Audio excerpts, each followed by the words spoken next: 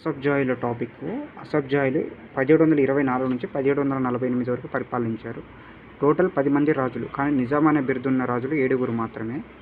1724 శంకర్ఖేడ్ యుద్ధం నిజాం ఉల్ ముల్క్ వర్సెస్ ముజాఫర్ ఖాన్ మధ్య జరిగినది. వీరు కృష్ణా గోదావరి మధ్య సుశీల సామ్రాజ్యం చేసి పరిపాలించారు. వీరు కర్ణాటక, మహారాష్ట్ర, తెలంగాణ ప్రాంతాన్ని కలిపి పరిపాలించారు. వీరి వంశ పూర్వీకులు. వీరి మొదటి పూర్వీకుడు అలం షేక్, మూల పురుషుడు ఖాజా అబీద్, రాజ్య స్థాపకుడు మీర్ కుమరుద్దీన్ ఖాన్. అంటే ఇతనే నిజాం ఉల్ ముల్క్.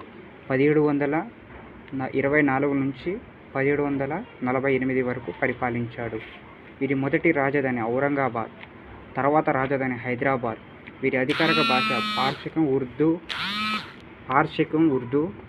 ఉర్దూ అనేది మీర్ మహబూబ్ అలీ ఖాన్ కాలంలో అంటే 1720